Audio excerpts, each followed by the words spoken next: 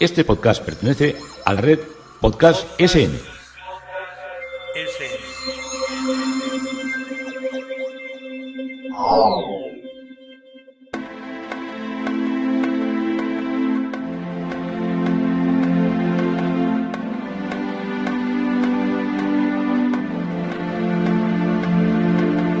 Historia con sentido. Un podcast presentado y realizado por Juan Carlos González.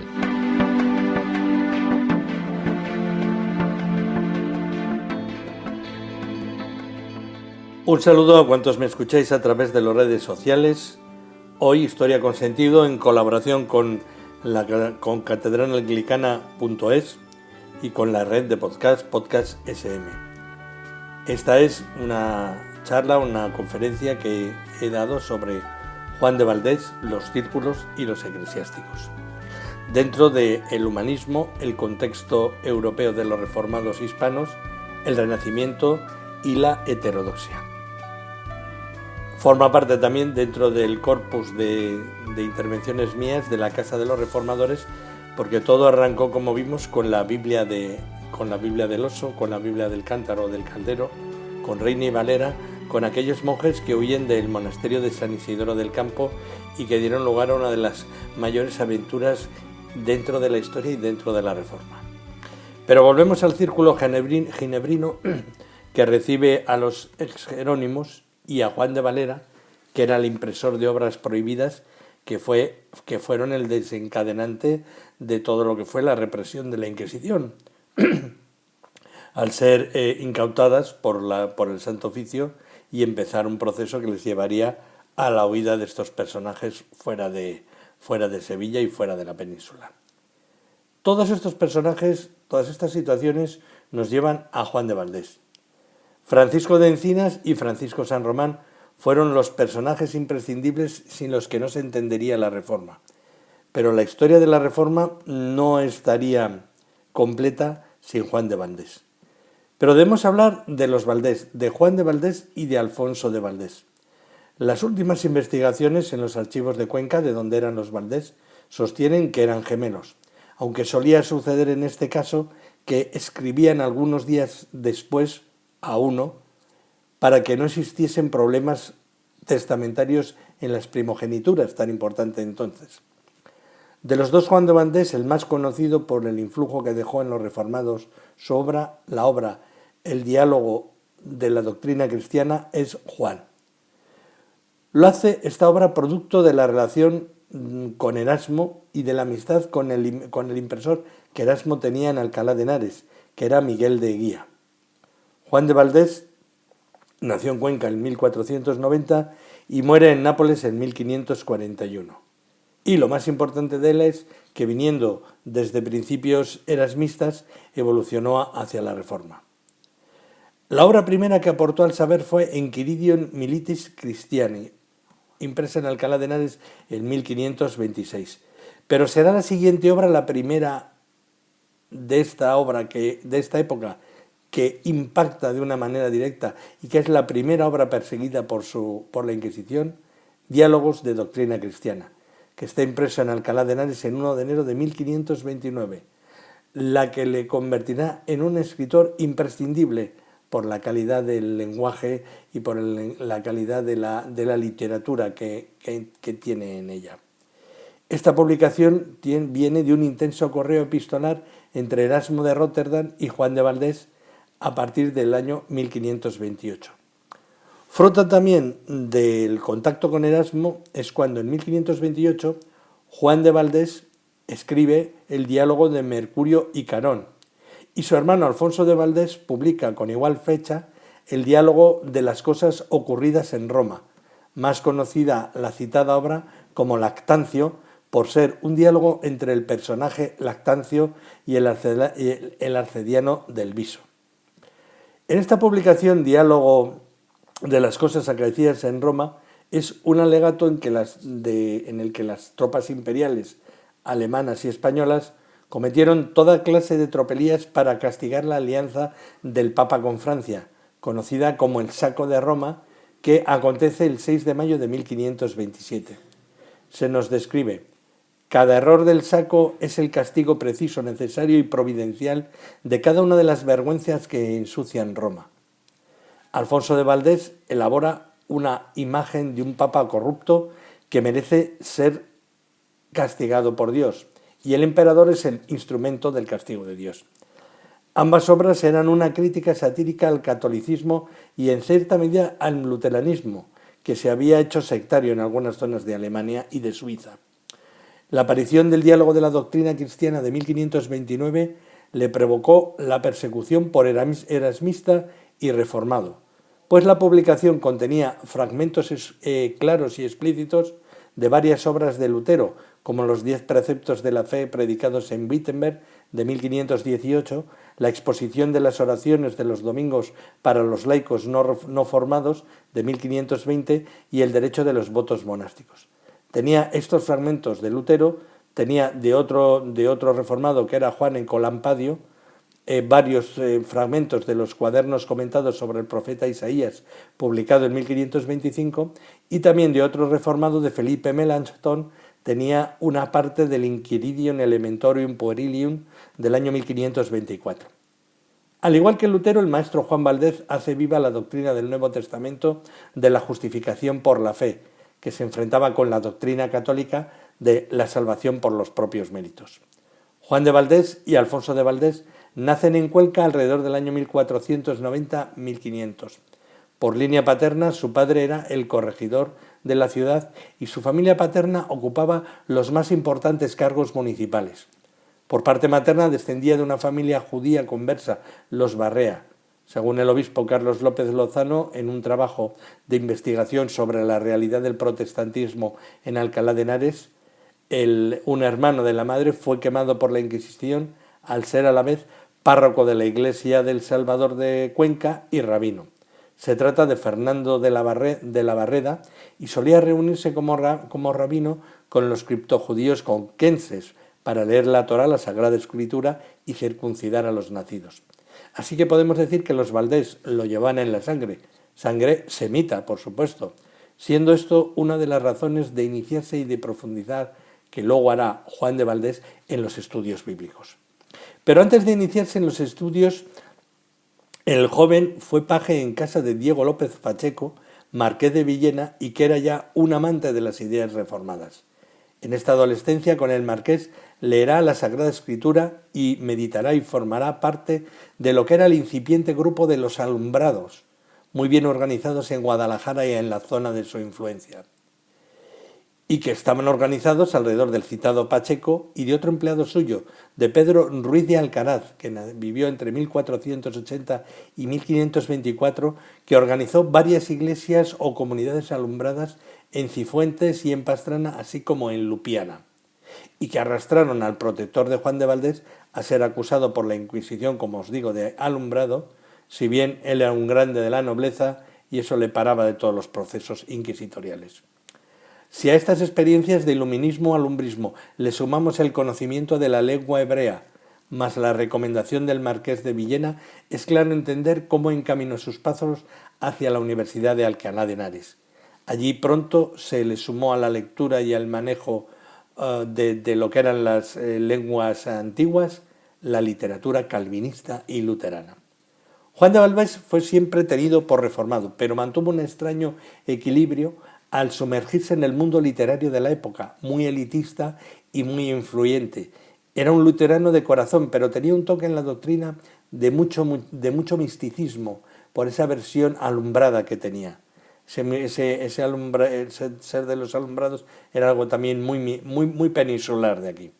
Su ambiente fueron los círculos poéticos, los literarios y gramáticos del Nápoles español, al que se retira para escapar del asfixiante ambiente de Alcalá de Henares. En 1529 el Santo Oficio le incoó un proceso del cual pudo salir indemne de este trance al contar el grupo de apoyo, el grupo de erasmistas, que ya era muy influyente en Alcalá de Henares. Este hecho se enmarca en el esfuerzo de los erasmistas alcalaínos, como os digo, bien organizados, que ya estaban hartos de la intolerancia contrarreformista. Erasmo se había sentido entusiasmado con la publicación del diálogo y le felicitó en una misiva el 21 de marzo de 1529 por la publicación de la obra y por haber escapado de los peligros de tan importante labor. Intenta la Inquisición reabrir un proceso en 1530, pero esta vez Juan de Valdés decidió poner distancia, siendo su siguiente destino Roma. En la ciudad eterna, su hermano Alfonso de Valdés cuenta con un gran prestigio e influencia al formar parte del círculo íntimo del emperador, como secretario literario, como escritor de las cartas personales y particulares y de las Laudatio Vitae, que eran un poco el canto y el ensalzamiento que de los hechos y de las acciones del emperador se realizaban para pasarlas a hoja literaria. Aparte de la influencia de su hermano, Juan tiene un cuidadísimo estilo literario y un amplio conocimiento de la literatura clásica y renacentista. Recordaremos aquí que ha sido profesor de la Universidad Cisneriana de Alcalá de Henares, donde los estudios eclesiásticos y clásicos eran trilingües, en latín, en griego y hebreo.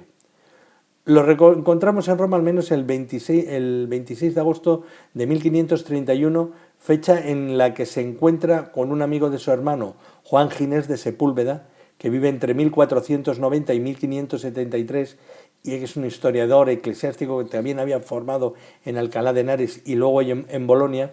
Fue capellán real y como historiador plasmó las acciones y el decurso de los acontecimientos de Carlos V en 30 volúmenes con el título de Rebus Gestis Caroli V. Con relación a la presencia de Juan de Valdés en la corte vaticana como camarero de capa y espada, paje papal de Clemente VII, Clemente VII vivió entre 1478 y 1534, los historiadores italianos dudan de este cargo papal, pudiendo ser un personaje que como hermano de Alfonso tuviera muchas facilidades de acceder al Papa. Más bien parece que su hermano, antes de morir, sí que pudo solicitar al Vaticano ese cargo de paje de capa y espada del Papa para su hermano. El 6 de marzo de 1532 muere Alfonso de Valdés en la peste de Viena y vemos a Juan de Valdés en 1533 viajando a Polonia, tal vez para recabar el documento de cortesano papal que podía haber hecho el hermano al Papa. En 1533 en Bolonia el emperador y el Papa prepararon una alianza, las relaciones estaban muy mal, y en dicho acuerdo conllevaba además la no aceptación del repudio de la mujer de Enrique VIII, su primera mujer, Catalina de Aragón, que era la tía del rey. Curiosamente, desde el punto de vista literario, Juan de Valdés había mantenido la defensa de la legalidad matrimonial de ese enlace en su obra Mercurio y Carón, pese a reírse del Papa en este libro. Como había argumentado tan literariamente y al coincidir con la decisión papal, unido a venir de un íntimo del emperador, pues dejó en un segundo plano cualquier intento de represalia por parte del Papa. El 24 de septiembre de 1534 muere el Papa Clemente VII y nuestro Juan de Valdés entra al servicio del cardenal de Nápoles. Ya hasta su muerte, en 1541, será esta ciudad, salvo algunos viajes, residente en Nápoles. ¿Quién era este cardenal al que une su destino Juan de Valdés? Hércole Gonzaga. Se trata de un cardenal orientado al bando del emperador, contrario al otro grupo de presión vaticana que era el bando francés, y el cardenal había conocido a Juan de Valdés en una visita del emperador a Mantua, donde en el palacio del duque se solía hospedar la corte imperial. El cardenal de Nápoles es un hombre entusiasmado con la realidad del Renacimiento italiano y no va a dejar escapar una figura que viene de la culta Alcalá de Henares. Hércules Gonzaga vive entre 1505 y 1563 y su vida está unida a la literatura y a las artes del Renacimiento, de las que es gran admirador y gusta rodearse de todos los personajes creativos que conoce. Fue profesor de la Universidad de Bolonia y asciende a cardenal el 3 de mayo de 1527. Bueno, estamos a 3 días de la invasión del saco de Roma y el Papa Clemente VII no pedía demasiada fidelidad a la fe para nombrar cardenales que bajo el Espíritu Santo iluminaran a la Iglesia Católica, pero sí pedía dinero. Así que ante la situación de presión económica por el cerco de las tropas imperiales, sacó a subasta 5 birretes cardenalicios al precio de 40 ducados cada uno. Isabela del Este, madre de Hércules Gonzaga, compró así un cardenalato para su hijo. Con esta operación, Clemente VII intentaba que las fortunas que había detrás de la compra de los cardenalatos le salvasen de la bancarrota y de la presión que estaba siendo ejercida por los Lancesetis, que eran los mercenarios que querían arrancar todos los oropeles de la ciudad eterna.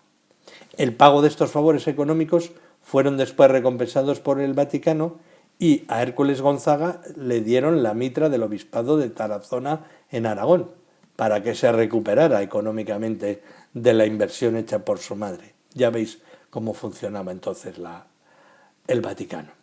El contacto de Hércules Gonzaga con Juan de Valdés le aporta una serie de principios espirituales en lo que se ha venido a denominar como una realidad del compromiso de todos alrededor de Juan de Valdés, que se movía en una experiencia espiritual radical.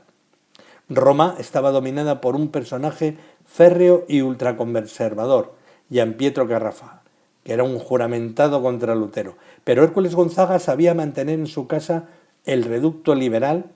Como hábil político elogiaba siempre en público a Carafa para que le dejara vivir tranquilo. En este mundo de Hércules Gonzaga es donde Juan de Valdés es un elemento muy valioso y es donde va apareciendo juntamente con personajes vitales tanto de la Iglesia como de la sociedad civil y artística de Nápoles y de Italia. Una serie de eclesiásticos se acercan a los círculos reformados o próximos a ella, que le hacen la idea de regenerar el clero y las órdenes religiosas, pues ven que en el Vaticano todo son guerras, poder absoluto, simonía y vicio, y de esa conjunción perversa poca reforma podía salir. Este ambiente de encuentro con los reformadores se constata en los intentos de Hércules Gonzaga, que hizo de reconciliar católicos y protestantes. Alrededor de 1540-1542 preparó un intento de acuerdo sobre la justificación, de acuerdo con la fórmula de justificación por obras caritativas, efectivas por la caridad que la fe opera a través de la caridad justificable. Era bastante dar la vuelta, hacer aquí un arco como muy increíble, pero tenía buena intención. El intento de avanzar por el camino de la justificación fue reventado por el conservadurismo romano, que no quiso saber nada de nuevos criterios teológicos sobre esta justificación. Pero antes de hablar de más personajes, tenemos que preguntarnos cómo eran Juan de Valdés seguido en Italia. ¿Qué eran estos círculos? ¿Qué eran estos eclesiásticos en que se juntaban en unos círculos? Una palabra que ahora nos parece tan actual. Bueno, los círculos de Valdés llegaron a agrupar alrededor de 3.000 miembros que o bien participaban de un modo directo o recibían la sentencia. ¿Qué es esto de la sentencia? Era una frase que escribía Valdés en un papel, escribía en castellano, una frase o una sentencia para la meditación espiritual. Este papel un miembro se lo pasaba al otro, el siguiente se quedaba con la copia y hacía otra copia que pasaba al siguiente. Estas sentencias se denominaban consideraciones. Así se distribuía la doctrina y era de alguna manera anónima la comunicación. El gran Navarro Ussoz recopiló decenas de estas sentencias. Luego, claro, los círculos leían además de todas estas sentencias toda la obra reformada que les llegaba. La obra de Juan de Valdés se publicará de forma póstuma por sus discípulos, siendo las obras más importantes las citadas al principio de esta exposición que os estoy haciendo, y aparte el alfabeto cristiano de 1545, manera que deberían observar para informar desde la niñez a los cristianos en las cosas de la religión, las 110 divinas consideraciones, traducción y comentario a los romanos, traducción y comentario a la primera de los Corintios, diálogo de la lengua, probablemente una de las mejores obras sobre la lengua castellana, traducción y comentario a San Mateo, el Salterio traducido al romance castellano y comentarios a los Salmos 1 al 41. Las obras y el mensaje de Valdés fue un acontecimiento increíble. Algunos eclesiásticos de los grupos, había tres círculos, el de Roma, el de Viterbo y el de Nápoles, se movieron desde una inclinación a la heterodoxia a volver a la ortodoxia, volver a mantenerse en el catolicismo. Otros dieron un paso definitivo a la aceptación de la reforma y otros guardaron silencio y desaparecieron de la vida pública. Entre los más destacados y de influjo directo o indirecto tenemos sobre todo obispos y arzobispos, más de 15, cardenales, abades y altos eclesiásticos. Entre otros, Gian Tommaso Sanfelice, obispo de Cava, Niccolò Maria Caracciolo, obispo de Catania, Onorato Facistelli, obispo de Isola en Calabria, Fabio Mirto, obispo de Calazio, Antonio Scarampo, obispo de Nola, Jacopo Giudi, obispo de Penne, Niccolò Francesco Misanelli, obispo de Policastro, Giulio Pavesi, arzobispo de Sorrento, Gaspare del Forso, arzobispo de Regio.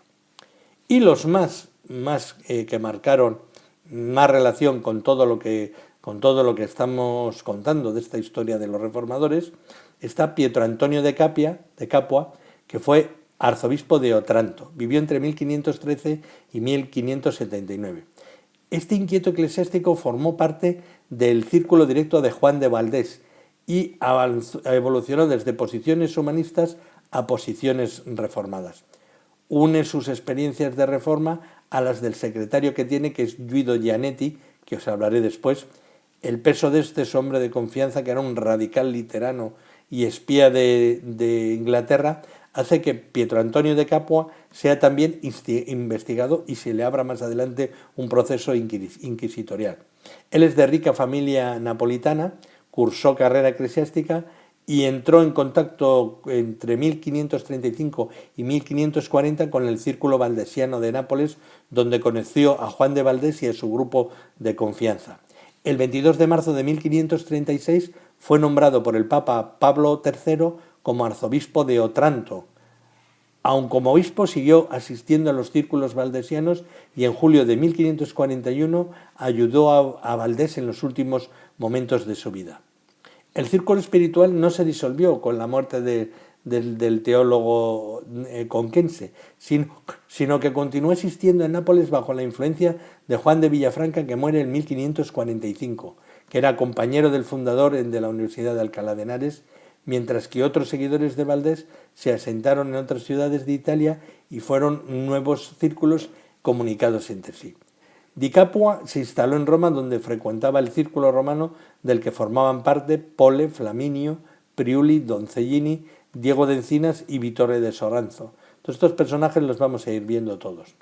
Como relataba al principio, tuvo como secretario a Giulio Gianetti, que le aportó libros luteranos sobre pretexto ante la curia de que era una iniciativa para conocer las verdades luteranas, y Antonio Brucioli, que vivió entre 1428 y 1566, también tenido por hereje, autor en 1532 de una de las traducciones más famosas en lengua vernácula de la Biblia Brucioli, le dedicó a Antonio de Capua su comentario sobre el Evangelio.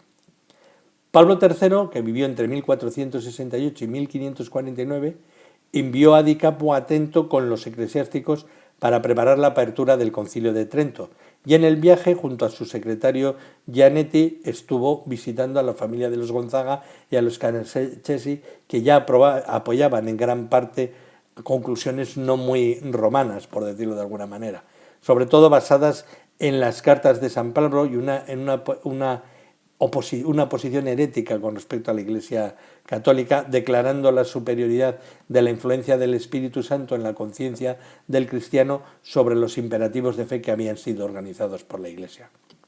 Con el enésimo aplazamiento del concilio, en septiembre de 1543, Di Capua se desplazó a Roma. Aquí, a finales de 1545, se produce el arresto de Diego de Encinas, el hermano de Francisco de Encinas. Trae el descubrimiento de la existencia del grupo de luteranos. Gianetti, el secretario, se esconde en Roma, luego huye a Venecia, y con todo esto el obispo quedó vinculado a la conspiración luterana. A ello se sumaban las ideas manifestadas en Trento, con lo que la Inquisición le incoó el proceso de investigación contra él. Al Papa Julio II le sucedió Pablo III, y entre las presiones de la Inquisición, la familia del Papa, muy poderosa económicamente, presiona al emperador, porque eran partidarios de Carlos V, para que pase de arzobispo a cardenal y así deje de ser sometido al Santo Oficio. El Papa se negó por no crear un precedente, alegando que la herejía había sido probada, le condenó al silencio y a no manifestarse sobre ninguna cuestión teológica. Fue esta presión lo que le liberará pronto, pero la Curia Vaticana siempre desconfió ya de él. Con la llegada de Pío V se recrudeció la persecución de un modo personal, así que Pietro Antonio de Capua se retiró a la diócesis, donde ya murió en silencio en el año 1579. 1579. Así fue el final de un eminente obispo valdesiano. Otro personaje del que ya se empezó a hablar, Guido Gianetti, 1500-1569, fue el secretario del arzobispo de Otranto y con anterioridad había sido embajador inglés ante Roma. Guido se había convertido en ciudadano inglés y en espía de Enrique VIII en Roma y en Italia. Era un reformado convencido y cuando cae Diego de Encinas, que también formaba parte del grupo de Juan de Valdés en el circo romano valdesiano, en la caída es en 1545, se dispersa huyendo Gianetti a Venecia. En Venecia parte para Alemania, donde como coordinador del monarca inglés intenta financiar con una importantísima cantidad monetaria un proyecto de una nación italiana unificada para enfrentarse a Carlos V y debilitar su poder.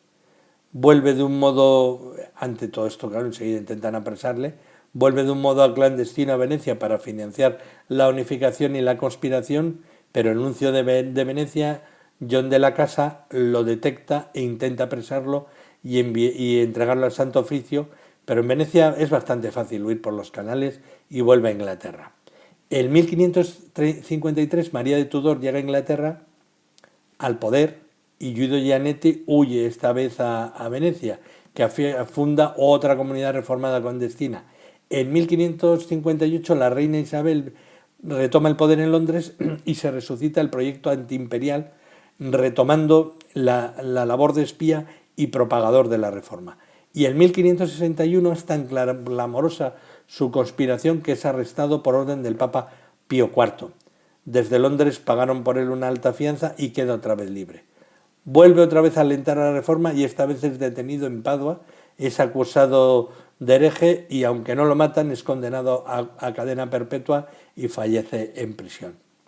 Siguiente personaje, Pietro Carnesecchi, que vivió entre 1508 y 1567, florentino de una noble familia favorecida por Julio de Médici, que fue Clemente VII, como os he dicho antes.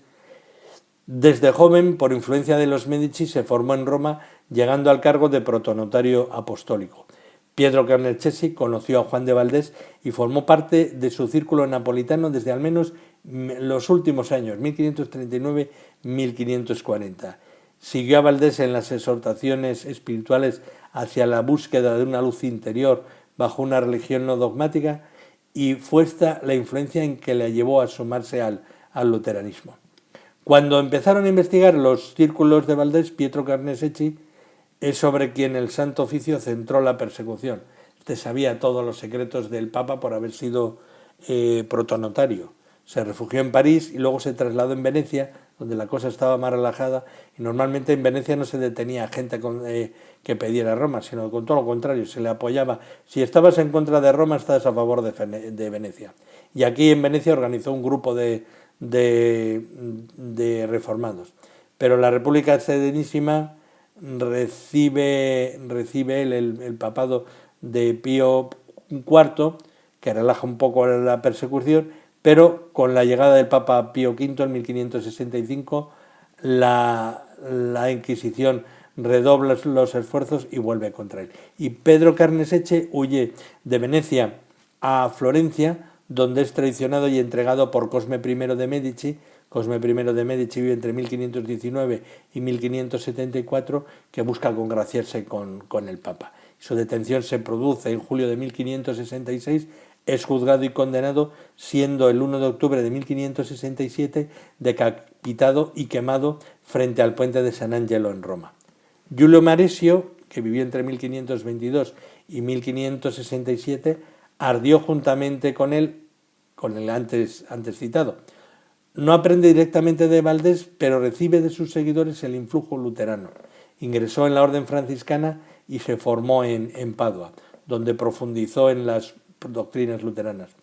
Giulio Maresio era guardián superior conventual franciscano del convento de Belluno, siendo allí denunciado por su doctrina y su prédica, y el Santo Oficio entendió que aunque eran ideas de profesores iluminados y de una educación donde estaban sus maestros, era una educación desviada, pero debían mandarlo fuera de Italia, así que lo mandaron a Croacia y tras cumplir la orden pasa a Polonia y de allí vuelve y es delatado por un familiar. Y la Inquisición, como gran delito, la encuentra en el libro del Diálogo de Juan de Valdés, junto a las obras de Lutero, Calvino y Melanchthon. Y su proceso fue llevado ya por los inquisidores romanos y en el juicio Maresio ya se envalentonó, negó la presencia real de Cristo en la Eucaristía y la primacía papal, siendo decapitado, quemado y sus cenizas disueltas en las aguas del río Tíber.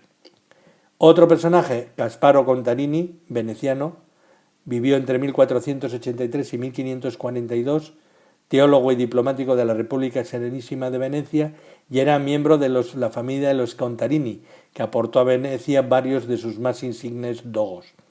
En 1541 asistió como legado pontificio a la Dieta de Ratisbona, donde se esforzó en aproximar a los protestantes y católicos sin excesivo éxito.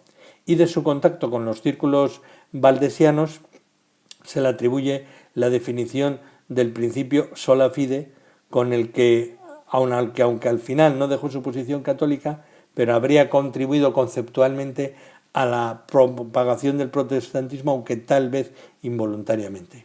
El siguiente personaje es Pier Paolo Bergerio, que fue obispo de Koper, fue el secretario de Gasparo Contarini, porque era cuñado suyo al estar casado con Diana Contarini. Al quedar viudo, inició la carrera eclesiástica, siendo por su valía nombrado obispo de Koper, en italiano Capodistria, que es una ciudad actual en Eslovenia.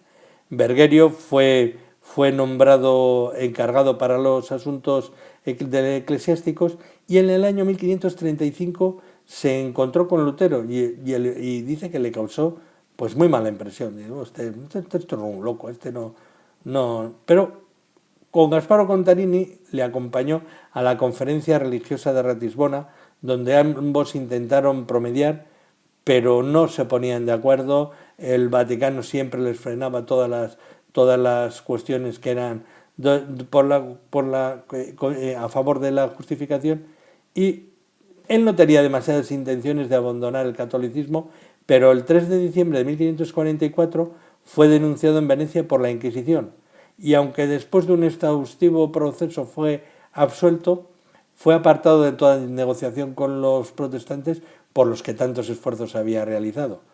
Y lo que Lutero no consiguió en una conversación, que se había caído mal, lo logró el Vaticano por sus presiones, pues Pier Paolo Bergerio empezó a publicar de un modo continuado contra la Iglesia de Roma, atacando a la figura del Papa, de los santos y de las reliquias. Entonces fue llamado por el duque de Württemberg, de Alemania, para que siguiera escribiendo y predicara, pero esta vez a favor del luteranismo. Aceptó la propuesta, se fue a Alemania, se sumó a la Reforma y no volvió más a Italia.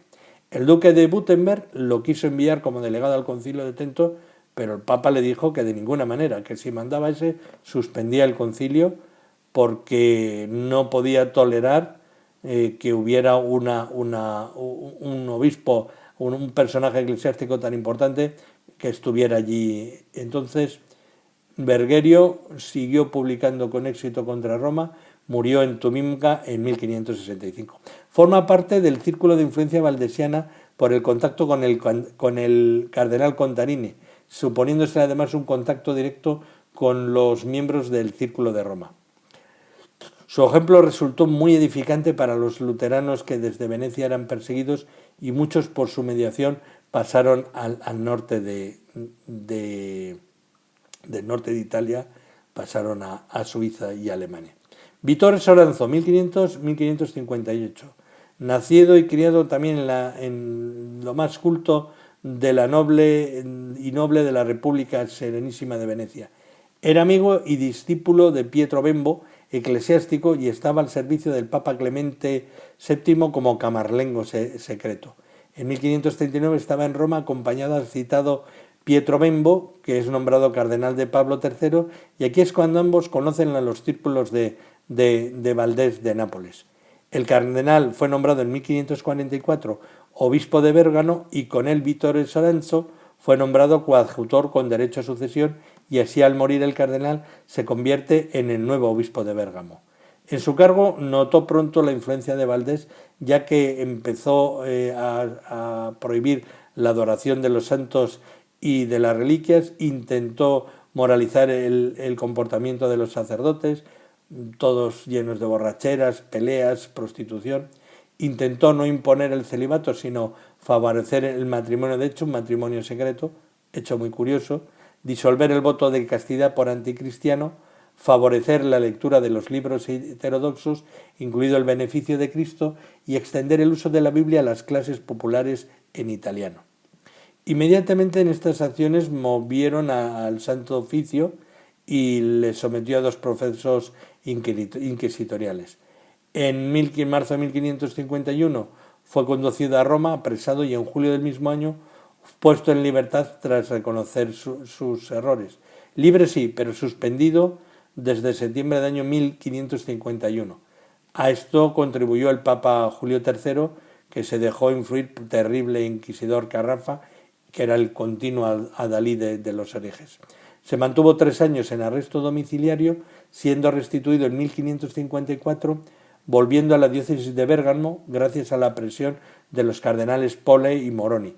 Vittore Soranzo sufrió un modo terrible la elección papal del cardenal Carrafa como Pablo V, que fue obispo de Roma desde 1555 a 1559. Y aun estando a prueba en su diócesis, a su regreso, por orden del Papa, fue detenido. Todo formaba parte de la gran obsesión del antiguo inquisidor de limpiar de luteranos la curia y de acabar con sus 2 enemigos personales del colegio cardenalicio, Giovanni Moroni, encarcelado, y Reginald Pole, apartado de toda influencia, pero que lo mantenía con vida porque era el protegido de María Tudor y de Felipe II, que se acababan de casar. La República de Venecia, de donde procedía Vittore Soranzo, tomó el caso como si se tratara de uno de los patricios del ducado, ejerciendo una casi diaria presión para que le pusieran en libertad por parte de Bernardo Navagaro, que era el embajador de la Serenísima, pero Pablo IV no lo consintió y Vittore Soranzo murió apresado cuando ya se había dictado una terrible condena contra él. El siguiente personaje es Gianfrancesco Verdura, que era el obispo de Cherosina, en Creta, que murió en 1572, en griego Chirón, y por la influencia del círculo valdesiano napolitano, del que formó parte como eclesiástico en Nápoles, fue considerado un hereje porque quiso pasar toda su diócesis al luteranismo y fue detenido por loco y encerrado. Luego vienen una serie de personajes que fueron los monjes benedictinos que intervinieron en el Concilio de Trento. En especial Benedetto de Mantua, que fue un monje benedictino que vivió a medio camino entre el monasterio de profesión San Benedetto de Polinori, realizando allí sus votos monásticos en 1511 y ordenándose el citado cenobio, y San Gregorio Maggiore de Venecia. En torno al año 1534 es trasladado al monasterio de San Giorgio Mayor de Venecia, donde redactó la obra El Beneficio de Cristo, que fue muy admirado por Valdés y por los círculos valdesianos. Y esta obra data de 1540 y en ella se conciliaban las tendencias católicas y protestantes, siendo muy apreciada para los evangélicos italianos. Era un texto manuscrito el que circulaba, pero todo se complica cuando la obra es llevada a la imprenta por primera vez en el año 1543 con una impresión del literato Fray Marco Antonio Flaminio, del que más tarde hablaremos, que intercaló el texto de Benedetto Fontanini, que es así que el nombre original, fragmentos de las obras de Calvino. Conoció al círculo y a Valdés en 1537, cuando fue destinado al monasterio de San Nicola de la Galena, próximo a Catania y de influencia napolitana. Y tras el terremoto de 1542 se unió a la abadía de Santa María de Pomposa, que también era uno de los enclaves de influencia del círculo napolitano de Valdés. Luego vienen Giorgio Rioli, que fue otro monje benedictino, que escribió sobre el Tratado de la Justificación y acabó en el año 1551 ahorcado en el castillo de Ferrara, porque había abandonado ya la orden benedictina y había hecho un libro que era la verdad cristiana y la doctrina apostólica revelada por nuestro Señor Jesucristo a su sirviente Giorgio Sículo de la tierra de San Pedro. Otro de los personajes, Luciano de Gliotoni, del monasterio de San Benito de Po, y otro monje, Isidoro de Chiari, que formaban parte estos del grupo de monjes que la orden benedictina manda al Concilio de Trento para defender una posición de apoyo a lo que son las tesis de entendimiento entre la Reforma y los católicos. Estos personajes fueron totalmente desatendidos y desoídos. Representaban a los dos grandes monasterios de la época, que eran Santa Giustina de Padua, en Padua, y Montecassino, en Montecassino, las dos cabezas de las congregaciones en Italia. Y se salvaron de la hoguera en gran parte porque la orden benedictina y la orden cisterciense no estaban en contacto directo con la Inquisición. O sea, tenían su fórmula para que les juzgaran y les pudieran condenar sus propios monasterios, las cabezas de sus congregaciones, pero no les podía juzgar el Santo Oficio. Esto pasaba con la Orden de San Benito, con los seguidores de la regla de San Benito y con los cardenales, porque los cardenales tampoco podían ser juzgados por la Inquisición, porque si no se hubiera quedado el Papa solo, hubiera condenado a los cardenales y hubiese puesto a sus hijos de Papa. Y el último personaje es Bernardo de Ochino, que vivió entre 1487 y 1546, que era natural de Siena, ingresa en 1503 en los franciscanos, llegando por su santidad, por su ascesis y por su dialéctica a vicario general. En 1510 estudia medicina en Perugia y en 1534 cambia de orden, se pasa a los capuchinos, que en ese mismo año había fundado Mateo de Bascio, que vivió entre 1495 y 1522, producto de la creación de los capuchinos de la reforma de la orden franciscana. Entre 1534 y 1542, Ochino se convirtió en el mejor predicador de Italia. En su púlpito de los capuchinos de Venecia fue una referencia de elegancia, de retórica, de piedad, pero a la vez es en Venecia donde le llegan a él las obras impresas, todas las obras reformadas, y Ochino tiene acceso a ellas y se identifican en secreto cada vez más con Lutero y con Melanchthon. En 1534 conoció en Nápoles a Juan de Valdés, con quien comparte su saber y sobre todo la cultura reformada. Es cuando publica en Venecia 7 diálogos y 9 sermones. En 1542 es acusado por la Inquisición de emplear conceptos heréticos en sus predicaciones. Además, en Venecia se ha convertido ya en una referencia social, se le prohíbe predicar y se le cita en Roma para que dé explicación de la doctrina. Pero camino de Roma se entrevistó en Bolonia con el cardenal Gasparo Contarini y con Pietro María Bermiglio en Florencia, con la conclusión de que tenía que ir a la mayor rapidez. Al ser consciente del peligro que corre de que le van a matar, se suma al grupo de Bermiglio y llega a Ginebra, en Suiza. Allí encontró el apoyo y la generosidad de Renata de Francia, Renata de Ferrara, que luego en un futuro será Renata de Francia, que vivió entre 1510 y 1574, y tomó como sede de sus actividades la ciudad de Ginebra, con quien mantuvo los contactos con el otro gran teólogo de la Reforma de esa época, que era Enrique Bullinger, que vivió entre 1504 y 1574. En Ginebra fue el predicador de la comunidad en lengua italiana y se dedicó a la producción literaria. Su obra se recoge en 7 volúmenes con sermones y ensayos teológicos, que se denomina Predice, y en 1545, con la recomendación de Calvino, a Federico Iconius se traslada a Basilea donde trabaja con Sebastián de Castellón. En Basilea pasó a Augsburgo, después se convirtió también en una referencia de todas las comunidades extranjeras, pero toda esta situación cambia cuando Carlos V vence en la batalla de Mühlberg, famoso cuadro que tenemos en el Museo del Prado, de 1547, y cae derrotada la Liga de Esmalcalda. El emperador lleva un nombre en la cabeza para detener: Bernardo Chino, así que con la ayuda de las autoridades de Zúrich y de Pierberto Bermiglio huye a Inglaterra. En Londres vivió hasta 1554 predicando a los comerciantes y refugiados italianos, cuya capellanía era de derecho real, pagada por el rey Eduardo IV, y en 1549 en la ciudad hace una publicación muy explícita: Una tragedia o diálogo sobre la primacía injusta y usurpada del obispo de Roma.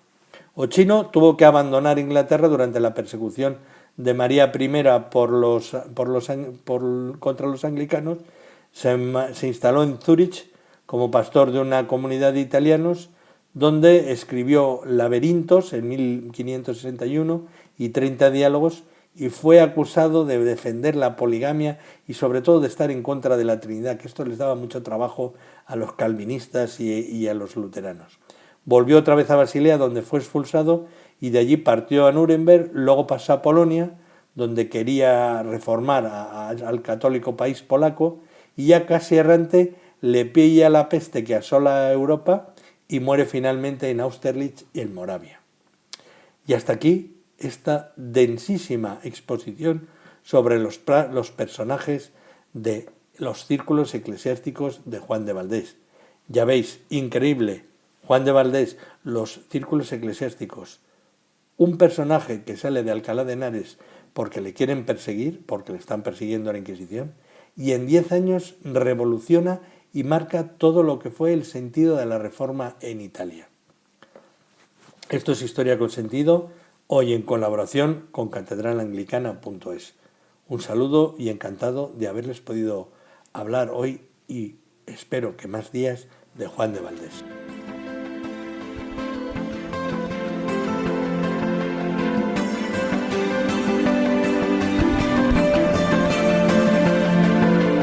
Hasta aquí un episodio más de Historia con Sentido. El podcast que te habla de historias de la historia, sucesos, eventos, como si el ayer fuera hoy. Síguenos a través de iTunes, Spreaker o iVoox. Contacta con nosotros por correo electrónico escribiendo a podcast@historiaconsentido.com. Nuestra web www.historiaconsentido.com.